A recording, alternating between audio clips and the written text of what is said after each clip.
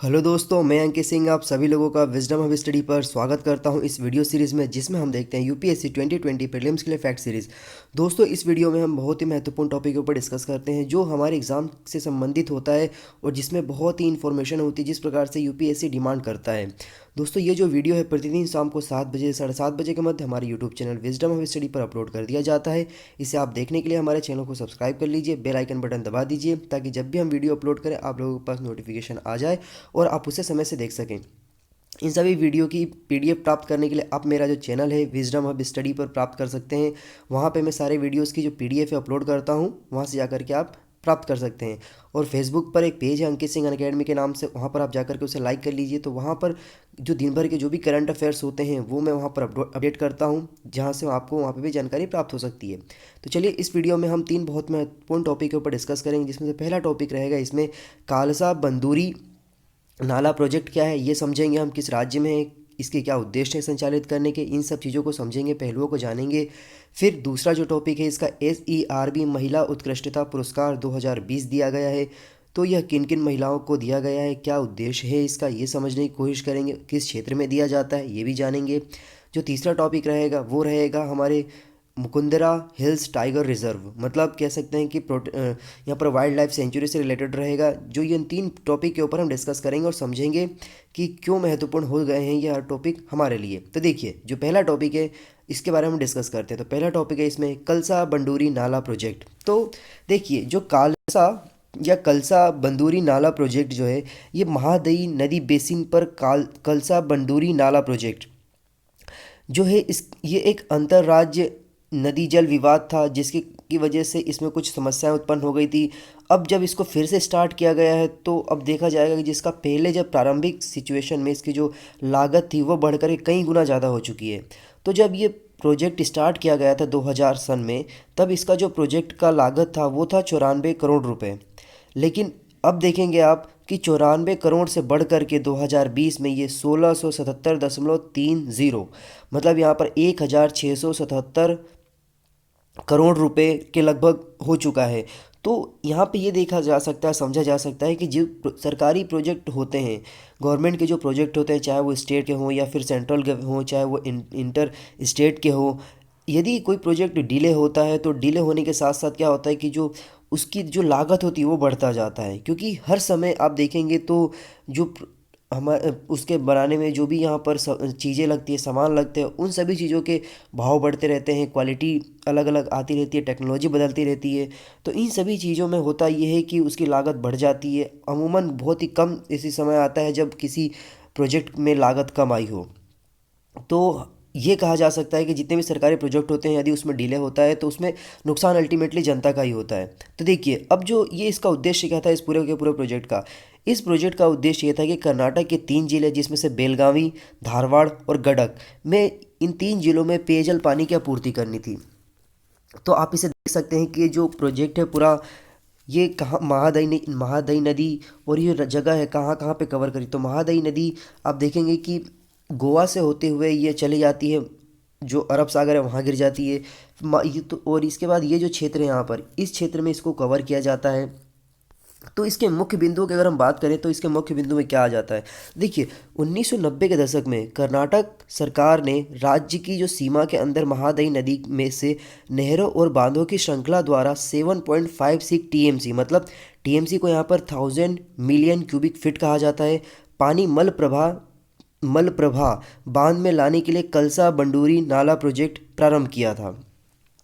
मलप्रभा नदी कृष्णा की सहायक नदी है। कलसा और बंडोरी इस परियोजना में प्रस्तावित 2 नहरों के नाम हैं। मलप्रभा नदी धारवाड़, बेलगाम और गडक जिले को पेयजल की आपूर्ति करती। तो ये जो बिंदु है दोस्तों, दूसरा ये बहुत ज़्यादा महत्वपूर्ण हो जाता है, इसे आपको समझना होगा। फिर वर्ष 1989 में जब कलसा बंडोरी नाला प्रोजेक्ट की शुरुआत की गई थी, तब गोवा राज्य ने इस पर आपत्ति दर्ज कराई थी। तत्कालीन समय में आपत्ति दर्ज कराई थी 1989 में। फिर महादई जल विवाद न्यायाधिकरण की स्थापना की गई। तो जब महादई जल विवाद न्यायाधिकरण की जो स्थापना 2010 में हुई, तो गोवा, कर्नाटक और महाराष्ट्र इस न्यायाधिकरण के पक्षकार बने। मतलब इसमें 3 पक्ष आ चुके थे, गोवा, कर्नाटका और महाराष्ट्र। तो इसके बाद ये जो पक्ष आ गए थे तो इनको लेकर के विवाद स्टार्ट हो गया था। फिर ये विवाद जा कर के आप देखेंगे आप तो इसको बहुत ही लंबे समय के बाद यहाँ पर आप देखेंगे कि 2020 में इसका शॉर्ट आउट हुआ। फिर जा कर के जो इसकी लागत थी वो अब कहीं गुना ज़्यादा हो चुकी है। तो ये एक विवाद था, ये डिस्प्यूट था, 3 राज्यों के बीच में था। तो ये आपको याद समझ में आना चाहिए, याद होना चाहिए किस राज्य में था। फिर इसके बाद आपको ये पता होना चाहिए कि महादायी नदी किस राज्य से किन किन राज्यों में बहती है। तो 2 राज्यों में बहती है ये, कर्नाटक में और गोवा में। इसका जो ओरिज़न है वो कर्नाटक में है। ये जो महत्वपूर्ण कह सकते हैं कि जोग्राफिकल लोकेशंस थे, ये हमें याद होना चाहिए। चलिए, जो दूसरा टॉपिक है इसमें है कि ACRB वुमेन एक्सेलेंस अवार्ड 2020। तो देखिए, सेंट्रल ड्रग रिसर्च इंस्टीट्यूट, जिसे CDRI कहा जाता है, लखनऊ की एक वरिष्ठ वैज्ञानिक जिनका नाम है डॉक्टर निधि कुमार को यहाँ पर ACRB महिला उत्कृष्ट पुरस्कार के लिए चुना गया है। तो देखिए, ये जो पुरस्कार है ना, 20 फरवरी 2020 को राष्ट्रीय विज्ञान दिवस, जिसे हम नेशनल साइंस डे कहते हैं, के समारोह में इन्हें प्रदान किया गया। तो राष्ट्रीय विज्ञान दिवस प्रतिवर्ष 28 फरवरी को मनाया जाता है। और ये जिसका थीम जो है इस बार का 2020 का जो नेशनल साइंस डे का जो थीम है इसका विज्ञान के क्षेत्र में महिलाएं, मतलब वुमेन इन साइंस। तो ये इसका थीम है दोस्तों। ये जो पूरा वो जो थीम है, इस थीम से रिलेटेड मेरा जो फेसबुक पेज है अंकित सिंह अनअकैडमी, आप जब सर्च करेंगे तो वहाँ पर जो भारत की अभी तक की जो भी महत्वपूर्ण कह सकते हैं कि महिला वैज्ञानिक रही हैं उनके बारे में बाकायदा मैंने एक आर्टिकल्स उस पर लिखा है, मतलब उस पर मैंने पोस्ट किया है, जहाँ पर आप जाकर के भारत के विभिन्न 10 टॉप जो मैं कह सकते हैं महिला वैज्ञानिक हैं उन लोगों के बारे में लिखा गया है। तो वहाँ पे जाकर के आप पढ़ सकते हैं, मैं उसकी लिंक डिस्क्रिप्शन बॉक्स में प्रोवाइड करा दूंगा आप लोगों को।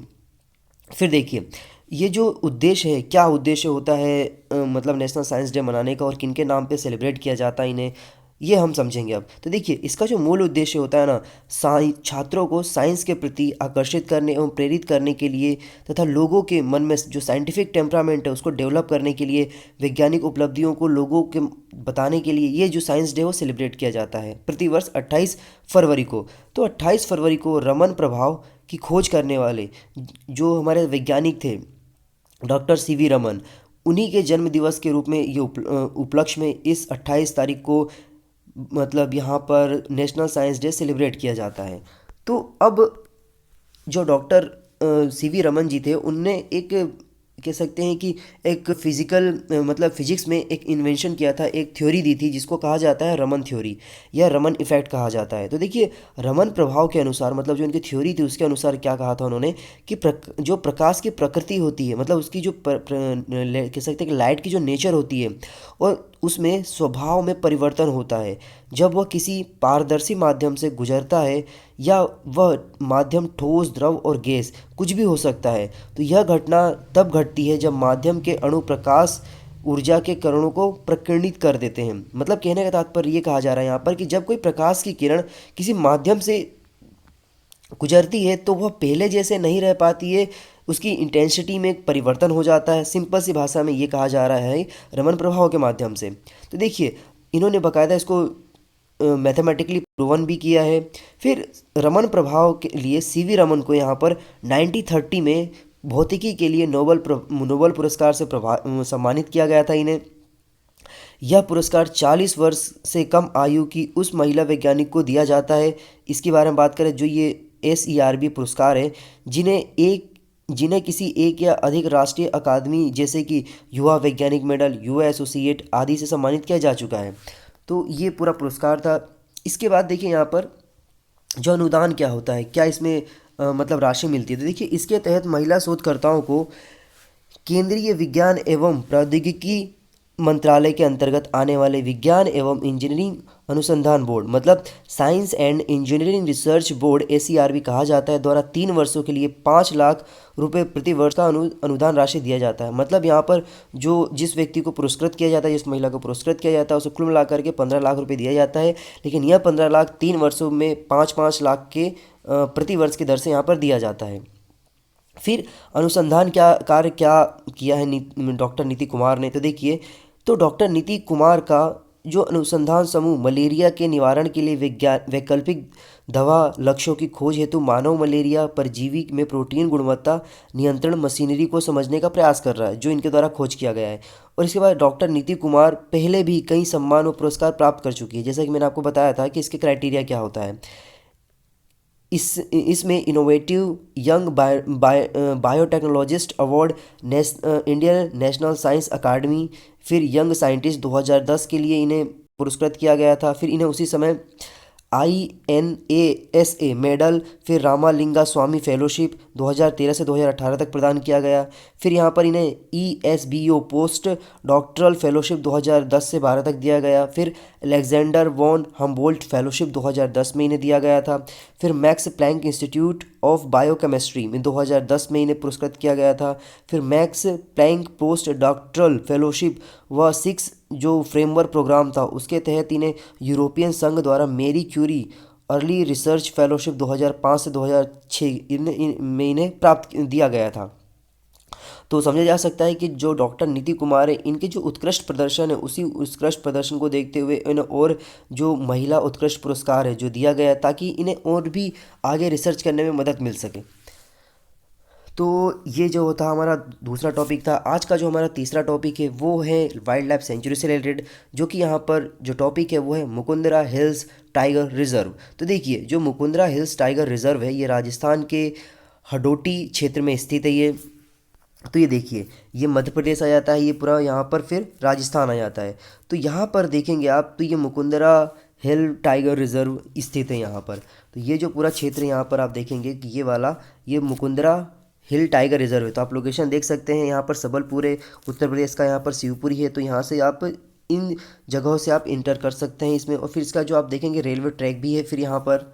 तो देखिए, यहाँ पे समझना ये होगा कि ये क्यों न्यूज़ में है, ये क्यों हमें पढ़ना पड़ रहा है। तो देखिए, जब भी मैं आप लोगों को टॉपिक कवर कर रहा हूँ, ये शाम को 7 से 7:30 बजे की जो सीरीज चल रही है इसमें, तो मेरे कोशिश ये रहता है कि इन्वायरमेंट से रिलेटेड एक ना एक टॉपिक आपको लेकर के आऊँ, ताकि वो जो इन्वायरमेंट होता है वो हमारे एग्ज़ाम में ऐसा सब्जेक्ट होता है जो कि हमेशा हम सुनते रहते हैं, climate change climate change climate change. तो क्लाइमेट चेंज की जब हम बात करते हैं तो सबसे पहले हमारे दिमाग में आना चाहिए वाइल्ड लाइफ से, मतलब वाइल्ड लाइफ जो एनिमल्स होते हैं उनके बारे में, पेड़ पौधों के बारे में। तो ये बहुत महत्वपूर्ण हो जाता है। तो पेड़ पौधों का जो भी संरक्षित क्षेत्र है वो हमें पता होना चाहिए। तो देखिए, Mukundra hills tiger reserve Rajasthan के 4 जिलों, जिसमें से कोटा, बूंदी, चित्तौड़गढ़ और झालावाड़ में फैला हुआ है। ये देखिए, ये जो आप क्षेत्र देख रहे हैं यहाँ पर, तो यहाँ पर ये 4 क्षेत्र आते हैं। तो यहाँ पर आप देखेंगे तो रणथंभौर नेशनल पार्क भी है, फिर केवला देवी नेशनल पार्क भी है। केवला देवी जो नेशनल पार्क है वो यहाँ पर यूनेस्को वर्ल्ड हेरिटेज साइट भी है। मतलब यहाँ पर natural UNESCO world heritage site बोला जाता है, क्योंकि वहाँ पर आप देखेंगे तो बहुत सारे ऐसे फ्लेमिंगो बर्ड्स आते हैं, इस वजह से फेमस है ये। फिर यहाँ पर सवाई मानसिंह सेंचुरी भी है, इस क्षेत्र में आता है। और फिर ये Mukundra hill station reserve tiger reserve भी आता है यहाँ पर। तो देखिए, तो ये किन 4 जिलों में ये फैला हुआ है, ये जिसका नाम आप एक बार और सुनिए, कोटा, बूंदी, चित्तौड़गढ़ और झालावाड़। यह टाइगर रिजर्व 759 मतलब 759 वर्ग किलोमीटर क्षेत्र में फैला हुआ है। इसमें 417 वर्ग किलोमीटर का एक मुख्य क्षेत्र है और 342 वर्ग किलोमीटर का एक बफर जोन होता है। तो देखिए, मैंने बफर जोन और इसके बाद जो मुख्य जोन होता है वो भी मैंने आपको समझा रखा है बहुत लेवल पे जा कर के। तो इसको मुझे नहीं लगता कि यहाँ पर आपको बताने की रिक्वायरमेंट रहेगी।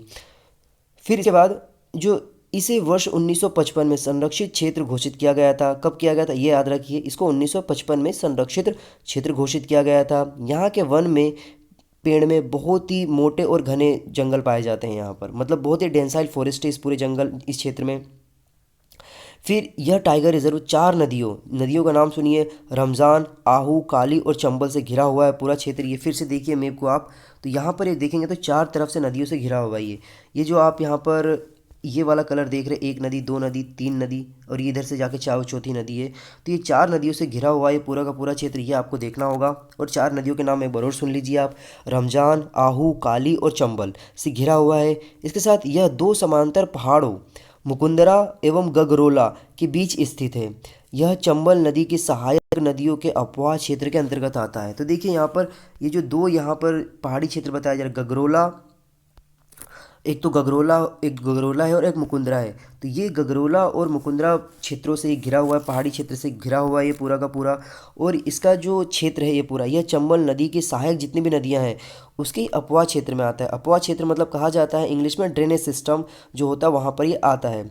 रणथंभौर और सरिस्का टाइगर रिजर्व, ये देखिए ये जो है यहाँ पर रणथंभौर है, यहाँ पर दिखा दिया मैंने। और फिर सरिस्का टाइगर रिजर्व भी यहीं पर आता है, ये वाले क्षेत्र में सवाई मानसिंह सेंचुरी है। फिर इसके बाद यहाँ पर केवला देवी सेंचुरी भी है, जो मैंने आप लोगों को पहले ही प्रारंभ में बताया था। तो ये रणथंभौर और सरिस्का टाइगर रिजर्व के बाद मुकुंदरा जो हिल्स टाइगर रिजर्व है, ये राजस्थान का तीसरा सबसे बड़ा टाइगर रिजर्व है। मतलब यहाँ पर राजस्थान में कुल मिला के 3 टाइगर रिजर्व है, रणथंभौर, सरिस्का टाइगर रिजर्व और यहाँ पर मुकुंदरा हिल्स टाइगर रिजर्व।